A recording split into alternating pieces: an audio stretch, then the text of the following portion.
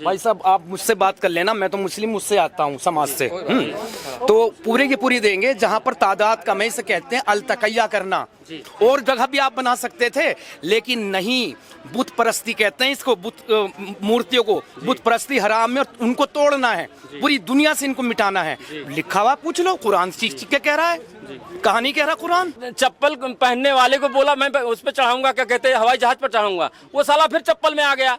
तुम नफरत को खोद रहे हो यार, तुम नफरत चीजें बता रहे हो, तुम मंदिर के नीचे मस्जिद खोद रहे हो, क्या नफरत खोद रहे हो इस देश के लिए। कर्नाटक के अंदर सरकार बनती है, 2 करोड़ वक्फ के पास जाता है, 120 करोड़ चर्च के पास जाता है, 12% टैक्स मंदिरों पर लग जाता है। कर्नाटक में सरकार बनती है, पाकिस्तान के झंडे उठा लिए जाते हैं क्योंकि पाकिस्तान प्रेमी है। अलंकार प्रिय विष्णु जलधारा प्रिय शिव सूर्य नमस्कार प्रियम ब्राह्मणम मधुर प्रियम जन्मा जैतर शूद्र संस्कार भवते द्विज वेद पाठ भवते ब्रह्म ब्रह्म जनती ब्राह्मणम।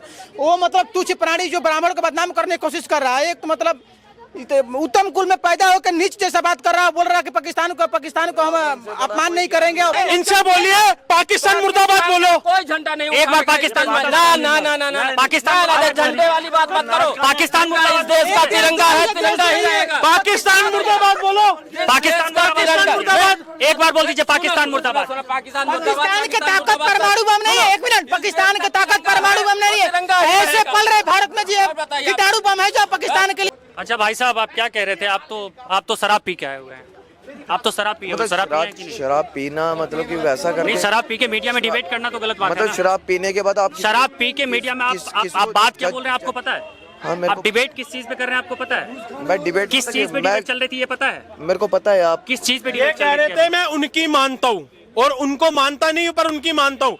मोहम्मद साहब कहते हैं दारू मत पियो, श्री कृष्ण कहते हैं दारू मत पियो, सब ठीक है। ये बात साहब आप कह रहे हो मैं उनकी मानता हूँ, आपने खुद दारू पी हुई है। नहीं ऐसा ही है ये। संविधान इनके लिए कुछ अरे नहीं है। अरे भाई साहब, ये संविधान को वहाँ मानते हैं जहाँ ये फंस जाते हैं, वरना तो इनकी बगल में हर टाइम कुरान है। कहीं भी जैसे सलीम वास्ती का गला काटा था और उसका बाप बाद में कह रहा है कि कोई ना अदालत, ना कोर्ट, ना कचहरी, ना संविधान। मतलब पहले संविधान नहीं था, पहले FIR दर्ज नहीं कर सकते। मुझे इतनी FIR वो आती है धमकियाँ दिन रात। अब अभी तक संविधान को नहीं मान रहे। सीधा अगर मैं गलत हूँ तो FIR करो, मुझे कानूनन सजा दिलाओ। ये गला काटने की क्यों धमकियां देते हो? हाँ देखो, रुकने की ताकत नहीं, भाग गया है।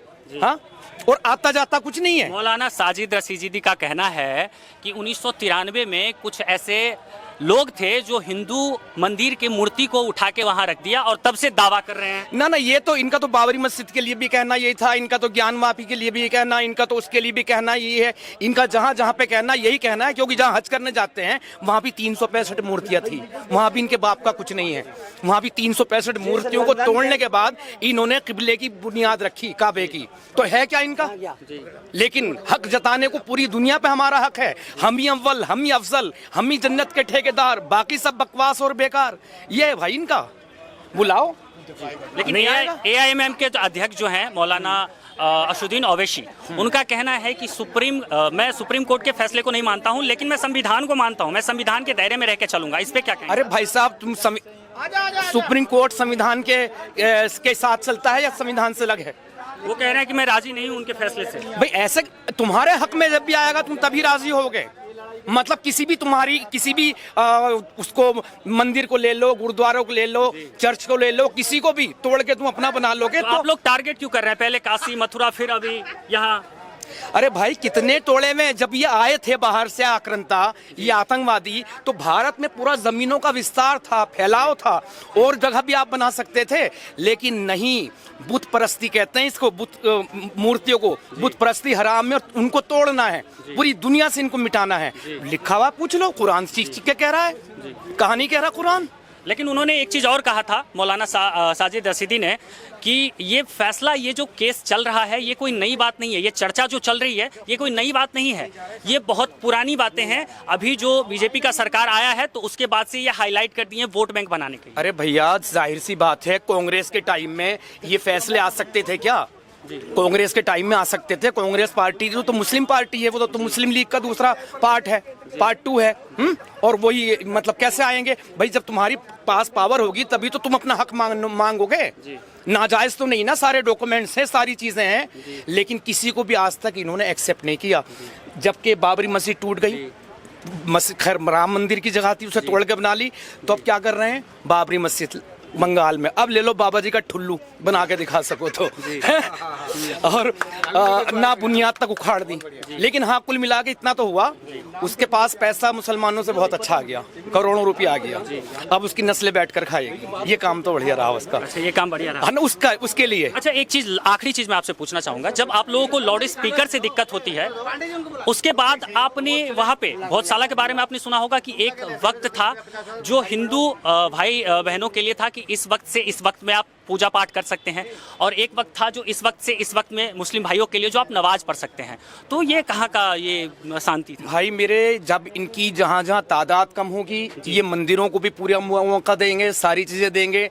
भाई साहब, आप मुझसे बात कर लेना, मैं तो मुस्लिम, मुझसे आता हूँ समाज से, तो पूरे की पूरी देंगे। जहाँ पर तादाद कम है, इसे कहते हैं अल-तकैया करना।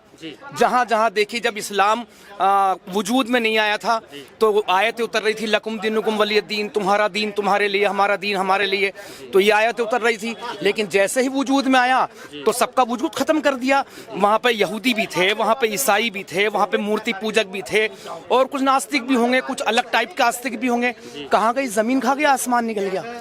आप देख ली, पाकिस्तान में कितने परसेंट नॉन मुस्लिम थे, बांग्लादेश में कितने थे, अफगानिस्तान जीरो कर दिया सऊदी की तरह। तो वहीं तक शांति है, वहीं तक भाईचारा है, जहां तक इनकी तादाद कम है। इसे कहते हैं अल-तकैया करना। देखिए, सुप्रीम कोर्ट का फैसला आया है बहुत साल। एक बात में और ऐड कर दूं, पिछले दिनों मैंने एक्स मुस्लिम पद यात्रा निकाल ली थी। अब मैं जुलाई से एक्स मुस्लिम कांवड़ यात्रा निकाल रहा हूं, और ज्यादा से ज्यादा एक्स मुस्लिम मुझसे कांटेक्ट कीजिए, और मेरा नंबर पब्लिक पढ़ाई है। धन्यवाद। चलिए, अच्छा, एक बार आप बताइए कि बहुत साल पे जो फैसला आया है सुप्रीम कोर्ट का, उस पर आप क्या कहना चाहेंगे? नहीं, इतनी खोज अगर ना 2014 के बाद इतनी खोज अगर महंगाई पे करते तो लोग इस देश के जो महंगाई से दिग्रस्त हैं वो लोग और आगे जाते। जो कह रहे हैं बैलगाड़ी पे चढ़ो, चप्पल पहनने वाले को बोला मैं उस पर चढ़ाऊंगा, क्या कहते हैं, हवाई जहाज पर चढ़ाऊंगा, वो साला फिर चप्पल में आ गया। तुम नफरत को खोद रहे हो यार, तुम नफरत चीजें बता रहे हो, तुम मंदिर के नीचे मस्जिद खोद रहे हो, क्या नफरत खोद रहे हो इस देश के लिए? उतनी मेहनत आप महंगाई पे करते, आप बेरोजगारी पे करते। कह रहे हैं छुपा के मूर्ति रख दिया गया और दावा कर रहे हैं। उतनी महंगाई और बेरोजगारी पे करते तो देश और तरक्की करता। नफरत की बात नहीं करते, नफरत की बात करते हैं। नफरत के बाद 14 साल आई है। नफरत किसने किया? 50 साल देश देखा है। मुजफ्फरनगर दंगे किसके शासनकाल में हुए? संभल में दंगे किसके शासनकाल में हुए? भागलपुर दंगा किसके शासनकाल में हुआ?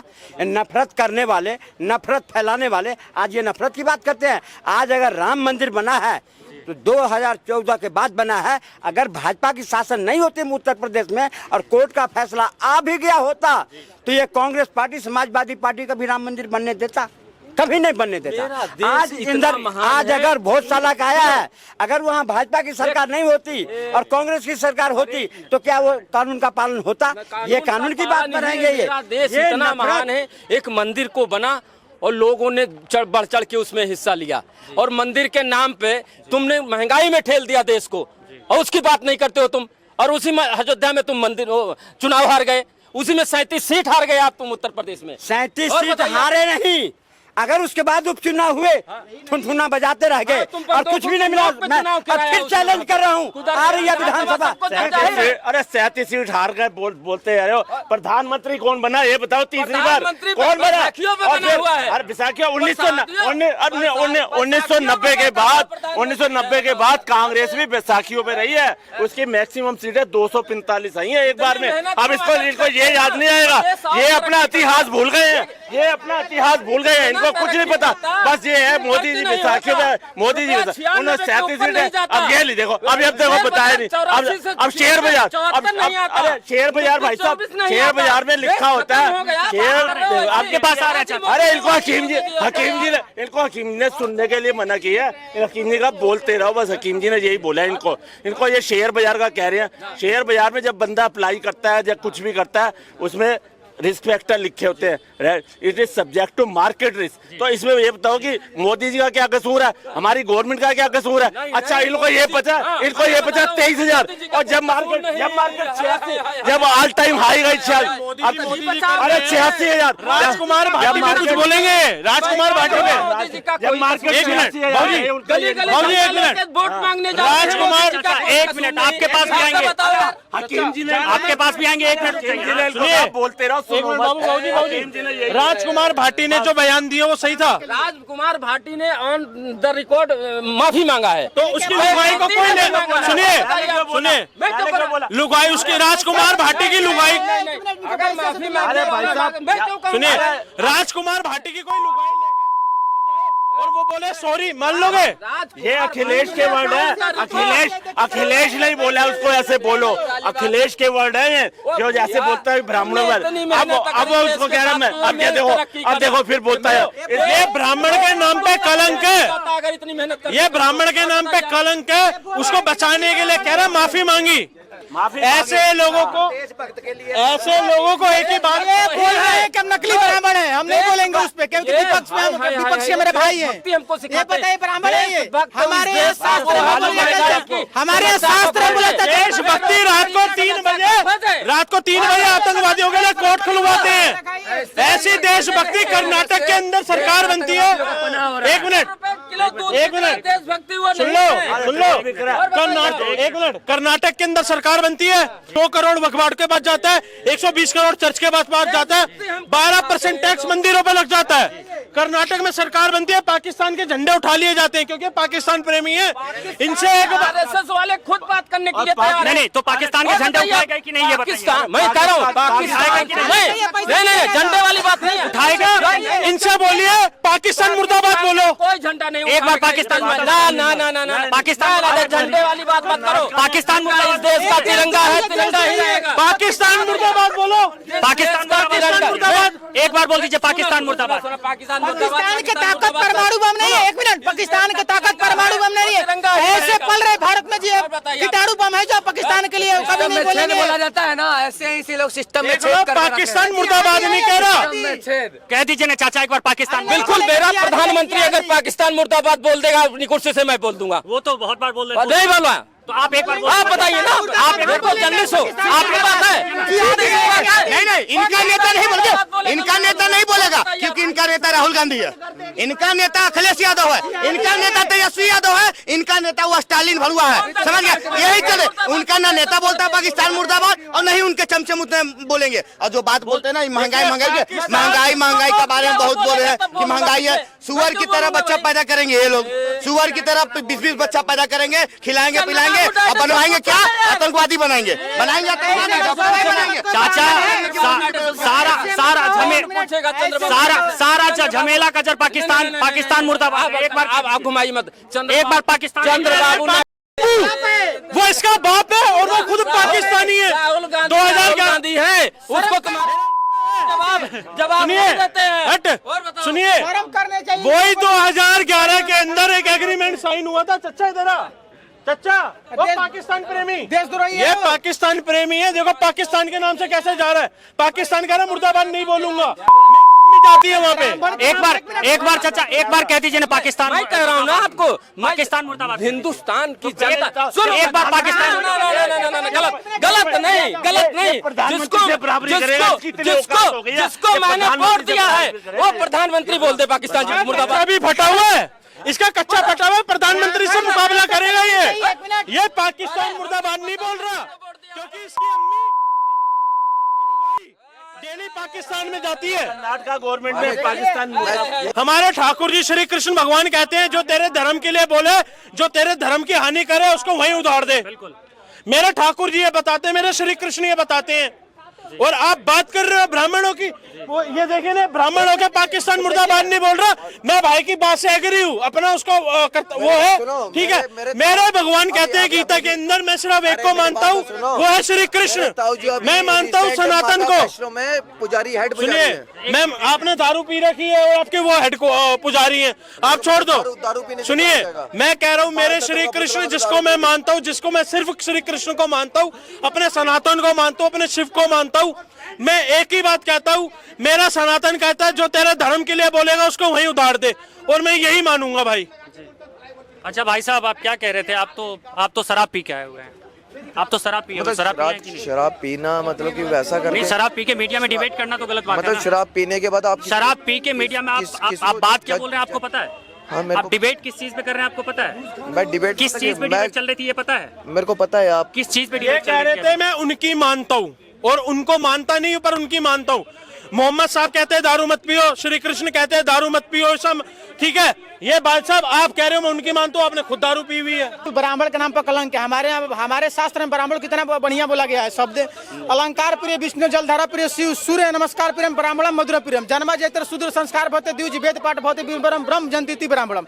वो मतलब तुच्छ प्राणी जो ब्राह्मण को बदनाम करने की कोशिश कर रहा है, एक मतलब उत्तम कुल में पैदा होकर नीच जैसा बात कर रहा है, बोल रहा है कि पाकिस्तान को हम अपमान नहीं करेंगे। पैदा नहीं हुआ, पाकिस्तान का अपमान नहीं कर पा रहा है भारत में, मतलब पाकिस्तान के ताकत परमाणु बम नहीं है, भारत में पड़ रहे कुछ ऐसे कीटाणु बम है जो पाकिस्तान को यहाँ पे निंदा नहीं कर रहा है, भारत का निंदा करने के लिए खड़ा हुआ है।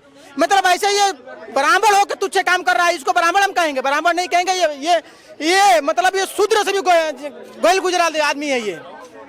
बहरहाल आप अपनी राय हमें कमेंट सेक्शन में बताइएगा। नेशन 99 में आप सभी का स्वागत है और मैं आपके साथ अनुज मिश्रा।